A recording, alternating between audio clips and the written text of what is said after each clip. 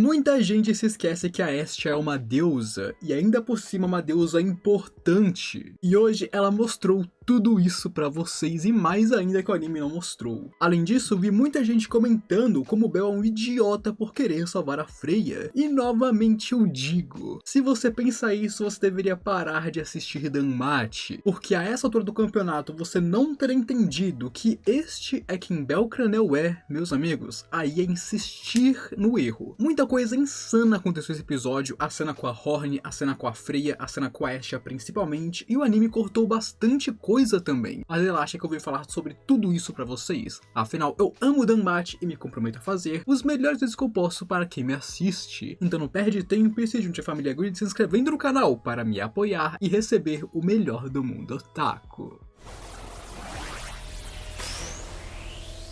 Quando Bell estava em seu quarto pensando no que fazer, ele estava comendo ali após o treino, tendo se recusado a comer com os outros, dando a desculpa que o seu corpo estava doendo, e Redin viu através dessa mentira, chamando o Bell de idiota. Porém, ele não fez nada e permitiu que ele ficasse sozinho, porque novamente eu digo e repito, e esse episódio deixa bem claro isso, Redin está ajudando Bell, porque ele sabe que isso é o melhor para sua deusa. Embora ele não esperasse que o encanto da Freya seria quebrado pela Estia, aquilo foi uma surpresa pra ele. Outra coisa é que Bell ficou um bom tempo pensando sobre a Freya, como ela poderia ter feito tudo isso em Oravi, por que ela faria isso. Mas não tem por que eu falar sobre tudo que ele pensou, mas ele passou um bom tempo pensando, nossa, por que ela fez isso? Como que ela fez isso? Os motivos dela e tudo mais, sabe, o Bell, né? Aqui, Bell estava se arrependendo de como ele lutou contra Redin no episódio passado, porque com certeza os outros iriam desconfiar dele do nada, assim, ele passou a lutar bem usando várias técnicas e feriu um level 6. Ele deveria apenas ter confirmado suas técnicas e lutado na moral, mas ele estava muito animado, então ele acabou lutando com tudo que tinha, o que pode atrair suspeitas para ele e o deixou preocupado. E então ele pensaria em sua família e na possibilidade de que Hogni ou outra pessoa esteja relatando para a Freya o que aconteceu no treino. Então ele estava pensando se deveria fugir dali, mas não sabia o que fazer depois de fugir. Além disso, ele também se lembraria que a Ryu está desaparecida, as pessoas não se esqueceram dela, mas ela sumiu e ele está preocupado com ela aqui, e o anime nem mostra isso. E então a Ryu foge do calabouço da família Freya, onde ela esteve presa, e a sua fuga causou um alvoroço na cidade, meus amigos. Todos em horário sabem que os treinamentos insanos da família Freya acabam no pôr do sol e nunca depois disso. Então, quando do nada uma massiva explosão aconteceu no castelo, muitos pensaram que eles estão sendo atacados, e assim todo mundo ficou de olho. Afinal, a família Freya é a facção mais poderosa da cidade. Se eles estão sendo atacados, todo mundo deve se preocupar. Agora, na cena de Bell e Horn no altar da família Freya. Essa cena é importante e interessante por vários motivos. Quando Bell se encontra com Horn, inúmeras perguntas se passam pela sua cabeça. Por que ele a encontra tão pouco, sendo que ela é a atendente da deusa e ele vive se encontrando com a Freya, mas nunca com ela? Por que ela parece tão familiar pra ele? Quando ela pergunta o que ele sabe, Bell sentiu seu instinto gritando para que ele não respondesse de maneira alguma. Mas logo ele começa a falar tolamente pra ela e ainda não mentiu. E quando isso acontece, ele percebe que ele não poderia mentir pra essa garota por algum motivo. Provavelmente por causa desse lance de que ela tem divindade ao mesmo tempo que não tem. E então, como nós vimos no anime, ela simplesmente explode com o Bell. E parece que todos que assistem Danmachi adorariam estar no lugar dela e explodir com ele da mesma forma, porque o que ela disse aqui é exatamente o que os comentários dos meus vídeos parecem toda vez que eu posto vídeo de Danmachi, cara. É excepcional. Mas pra mim, as melhores frases dela foram: inimigo de todas as mulheres, imundice da humanidade. Se alguma vez os deuses erraram, foi ao criar uma besta imunda como você. Ele é um parasita do pecado original. Sinceramente, eu vou até mesmo anotar esses xingamentos para usar nos meus amigos, porque simplesmente insanos. Isso é muito melhor do que aqueles que eu tinha em mente. Horn revela que quando Bell está por perto, as menores coisas dão alegria para a Freya, ao mesmo tempo que a entristecem e a machucam também. Aqui ela está nervosa que Bell tinha o potencial para ser um herói, mas não tinha nenhuma luxúria, não aceitava o amor da deusa, não recompensava o amor dela, porque se o Bell correspondesse apenas o mínimo, Freya já ficaria muito feliz e não sofreria tanto. Ela acha um absurdo que Bell machuque tanto as mulheres. Afinal, tem muita mina que gosta dele e que tá com o coração partido. Então, quando ela joga Bel no chão, ela coloca suas mãos no pescoço dele. Ela realmente estava pressionando ali. Porém, ela não conseguia apertar enquanto chorava. Era como se ela queria fazer isso, mas ela não conseguia. E aqui, o Bel entendeu o conceito de que o amor e o ódio existem na mesma moeda. Vendo isso em primeira mão, ele acabou de presenciar o fato de que Horn o ama muito e o odeia profundamente. Horn diz que se ela tivesse conhecido Bel primeiro, a deusa nunca precisaria sofrer como está sofrendo, e ela poderia amar ele por ela mesma e não através dos sentimentos de outras pessoas, deixando claro que os sentimentos da Horn foram criados por causa da Sheer e da Freya, mas com o tempo ela também, por conta própria, acabou amando ele, mas nesse ponto já era tarde demais para ela. Ela se arrepende de pensar que ser rejeitada por Bel faria Freya voltar a ser quem ela era, quando na verdade ser rejeitada por ele apenas piorou muito a situação da deusa. Aqui nos é revelado oficialmente algo que nós já sabíamos, de que Freya é Sheer e Horn é Sheer. No caso, Freya é a Sheer que nós conhecíamos e Horn é a Sheer original, que deu seu nome para a deusa. Mas também aprendemos que Sheer, embora fosse apenas um disfarce de Freya, não é também. Obviamente, Sheer não é uma pessoa própria, não pensem que ela é uma terceira pessoa, não. Só que Sheer é parte de Freya. Atualmente, Sheer já é uma parte forte da personalidade de Freya, uma parte de quem a deusa se tornou. E por isso a Horn fala como se a Sheer fosse desaparecer, fosse morrer, porque a Freya está fazendo isso consigo mesma. Ela está apagando a parte dela que pertence a Sheer, os sentimentos dela. Ela está tentando basicamente apagar uma parte de si mesma. E isso deixa a cena ainda mais pesada quando você entende isso. Se Sheer não é uma pessoa própria, mas uma parte da personalidade de Freya, uma parte de quem a Freya se tornou, ao matar a Sheer está basicamente matando parte dela mesma. Ela está se matando no processo. Agora, nessa cena, Horn nunca esteve realmente tentando matar Bel, apenas o ajudar e pedir a ajuda dele. A adaga de Estia que ela estava usando para lutar contra ele é inútil nas mãos de qualquer pessoa que não seja da família Estia, que não tenha a fauna de Estia, e ela sabia disso. Então, desde o começo, mesmo que ela acertasse Bel, não faria nada com ele. Ela nunca teve intenção de o machucar aqui. Ela só queria descontar suas frustrações e então pedir a ajuda dele e, claro, o ajudar a entender tudo. E então temos Horn se jogando na adaga de Estia e usando sua conexão com Freya para passar para Bel os sentimentos verdadeiros da deusa e de Sheer. Onde aqui é deixado claro, é revelado finalmente, que Freya quer ser parada, embora ela não admita isso, embora ela lute contra isso, no fundo do seu coração, onde está aquela tristeza que faz ela chorar todas as noites, Freya quer ser parada, ela não quer ficar mais louca do que ela já está, porque novamente,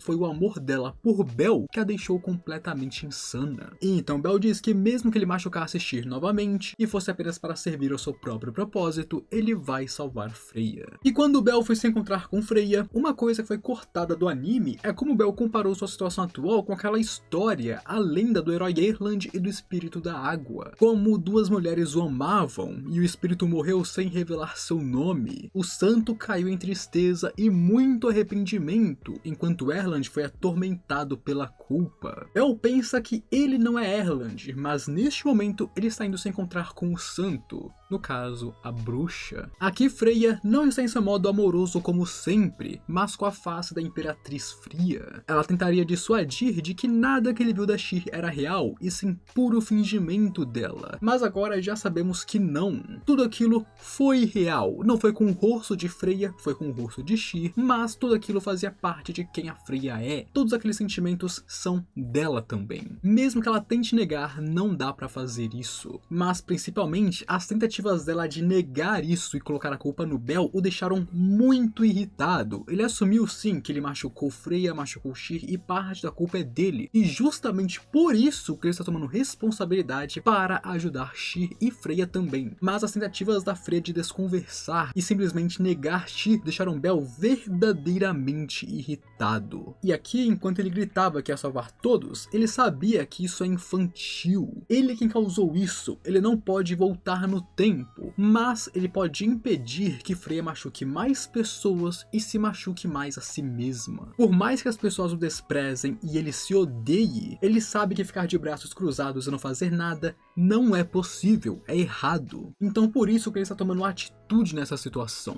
Bel também percebeu que enquanto Freya mantém essa fachada e fala essas coisas, ela está se machucando ainda mais. E por isso ele se torna ainda mais ativo em atacar ela verbalmente, para evitar que ela falasse, porque cada vez que ela falava, ela se machucava mais e mais. E ele não queria ver isso acontecendo. Isso aqui não é uma conversa, é uma batalha entre o ego da deusa e o ego do garoto, e Bel sabe disso muito bem. E sobre essa cena, eu vi gente falando mal de Bel porque ele quer salvar Freya, e vamos lá. Isso sempre aconteceu em DanMachi e sempre irá acontecer. É simples assim. Da mesma forma que Bel salvou Lily após ela tentar matar ele. Da mesma forma que Bel lutou para salvar os Xenos, sabendo que sua reputação estava sendo jogada fora e ele estava se tornando um inimigo da humanidade. Da mesma forma que Bel perdoou os membros da família Takemikazuchi por terem o sentenciado à morte usando como escudo contra monstros. Da mesma forma que ele perdoou Nasa quando ela vendeu poções defeituosas para ele. Bel é mais do que alguém puro cuja alma brilha. Ele é alguém que aspira a se tornar um herói, o último herói desse mundo. Ele tem ideais claros, ele tem um senso de justiça claro. Mesmo que ele seja infantil, ele aspira a se tornar um herói, porque este é quem Bel é. Ele sempre vai ajudar pessoas se elas precisarem da ajuda dele. Não é à toa que ele é chamado de herói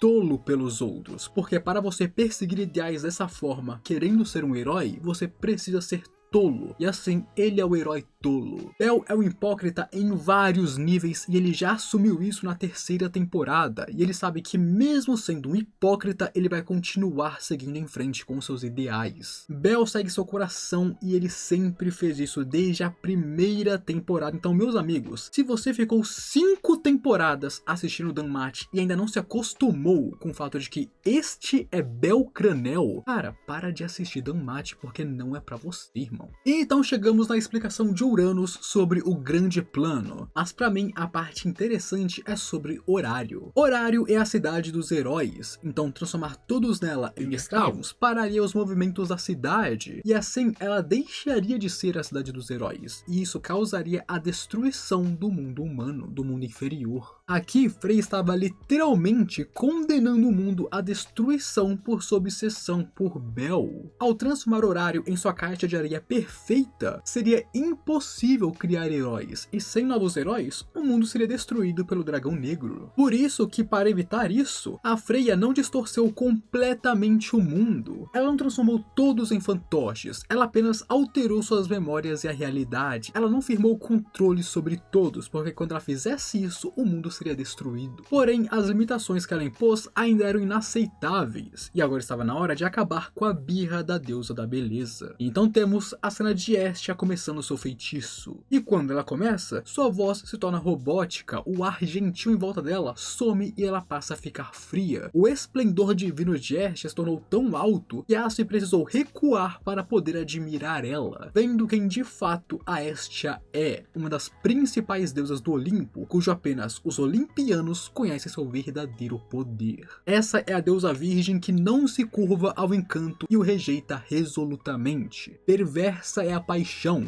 justa é a pureza. E dessa forma, Estia usa seu Aedes Vesta, a sua chama sagrada, sua chama divina, para queimar o mal desse mundo, o encanto de Freya. Aqui Estia diria para Freya não a chamar de trapaceira depois de tudo que ela fez. Essa é a missão dela e ela está apenas cumprindo seu dever. E isso porque este é um acordo silencioso entre os grandes deuses. Eles temiam que algo como acabou de acontecer em Horário pudesse acontecer tanto no mundo mortal quanto no reino divino. E dessa forma, eles deram um passe livre para as deusas virgens. As deusas virgens que podem rejeitar o charme das deusas, especificamente de Freya e das outras, são um contraponto e um controle sobre as deusas da beleza. Estia tem autorização para exercer completamente a sua autoridade caso uma situação como essa aconteça. Caso uma deusa da beleza saia do controle, ela, como uma deusa virgem, tem total direito de fazer isso e acabar com a Freya de uma vez por todas, porque este é o acordo dos grandes deuses. E assim, após o encanto ser removido, uma coisa que a novela mostrou mais do que o anime foi como todo mundo se voltou contra a família Freya. O anime mostrou isso, mas na novela nós vemos mais detalhes dos personagens. Primeiramente, especificamente, a família Loki começou imediatamente imediatamente a atacar os membros da família Freya a todo instante. Como por exemplo, o Bet indo caçar o Allen ao lado de Gareth, que estava muito puto também. E se você não sabe, se você não viu o Sword Art Online, Gareth, como executivo da família Locke, é sempre calmo e sempre pensa antes de fazer